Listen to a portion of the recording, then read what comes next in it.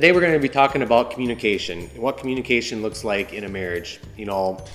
As most of you already know, communication can be very challenging at times, maybe easier at other times, but it's probably the most important thing that you can do in a marriage is how you communicate with your spouse. But before we dig in deeper, I just want to read a Bible verse that talks about communication, what that might look like, and it's in Colossians chapter 3, verse 8. It says, "But now you must put them away, anger, wrath, malice, slander, and obscene talk from your mouth. Do not lie to one another, seeing that you have put off the old self with its practices." Yeah, and we would probably say, okay, I don't know that I speak to my spouse in wrath. We don't really use that word wrath a lot. But there are a lot of things that we do say to our spouses indirectly or directly. They actually say that our words are not the most impactful thing in communication. It is all of the nonverbal stuff. Nonverbal and actually tone speak louder than actually the words that are coming out of your mouth. And so you need to look at, what's your tone? Are you always have like a sarcastic tone underneath it? What is your nonverbal communication happening with it? I'm just gonna say devices are a really bad one for nonverbal communication, because what will be happening is we will have a laptop in front of us, we'll be typing and we kind of looking over it, or we have a TV remote and we're looking at the TV, or we're looking at our phone and the person's talking to us and I'm going, are you listening? Are you listening? I'm going to be honest. In our marriage, I say that a lot to you. He likes sports, right? So we're watching sports and I'll be like, gotta tell you something. Are you listening to me? I'll ask straight out. And so we can, women, we can get really annoyed and upset with that and go, I shouldn't have to ask him if he's listening. If I'm talking, he should just be listening.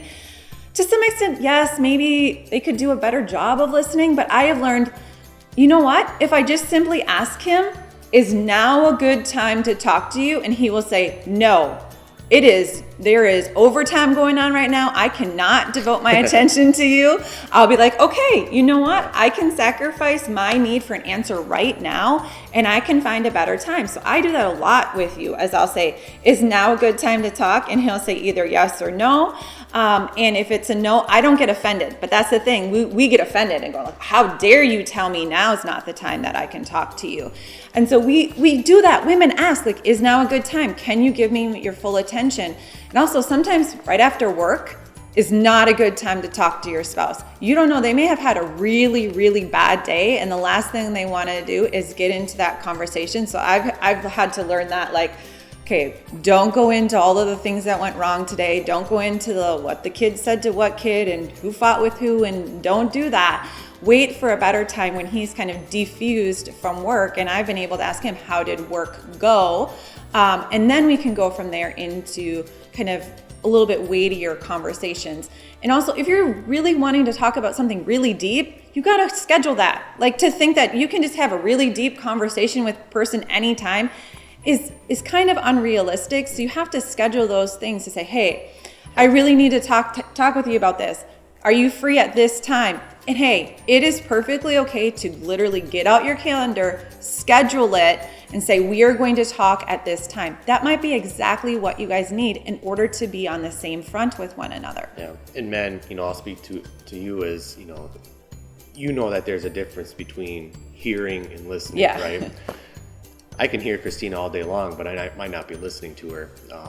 It's giving her that undivided attention, actually processing and thinking about what she's saying, what your spouse is saying, and communicating back to them what you're hearing from them, right? So, there'll be times where Christina will be talking to me and she'll say, "Did you hear what I said?" I'm like, "No, I heard her, right? I hear the noise, but I'm not actually listening, right?" And you know the difference, and I have to check myself from time to time, and especially during important topics or when your spouse is feeling, had a rough day, so on and so forth. You need to, it might just be 2-3 minutes, but that's all she needs, and give her that time, and it's going to just make your marriage so much better as far as listening to your spouse just for that short, brief amount of time, and actually, listening to them and taking in what they're saying. Yeah. So, and also another thing I want to challenge women with is we tend to use a lot of words, and we tend to repeat the same words over and over and the same ideas over and over, and we do that because we don't think they're listening. So we think if I just repeat it over and over, say it over and over, they're going to listen. And the reality is what happens? You tap out. He stops listening. So our mode to get them to listen actually prevents them to stop listening.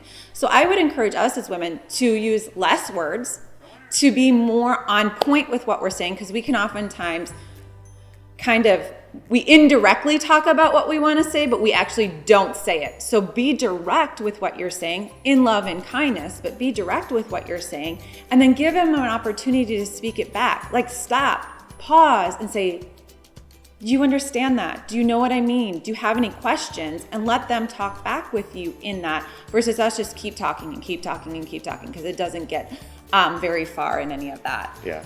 So, I guess I'll just leave you with this. In the book, the first sentence in the good communication chapter states, deep oneness can be achieved only where good communication exists. So keep that in mind as you go through the chapter, as you read the scripture together, as you answer the questions together, that, be open with one another, be truthful with one another as always, and, take heed to what's being said in the Word. And if you're new to these videos and you're like, what is this book? It's Strengthen Your Marriage by Wayne Mack. And we've also created a handout for those of you who don't want to get the book. We love for you to get the book, but if you don't get the book, there's a handout too that you can get on the Bridges website under the tab Relation and then Marriage. And you can get the handout, and you can use that handout to dig in deeper to the conversations that we actually started with right now. Yeah, and if you do want to get the book, it is available at the Bridge. So just reach out to Christina and I, one of the pastors, and they'll be able to find it for you and get it for you. Yeah. So, thank you.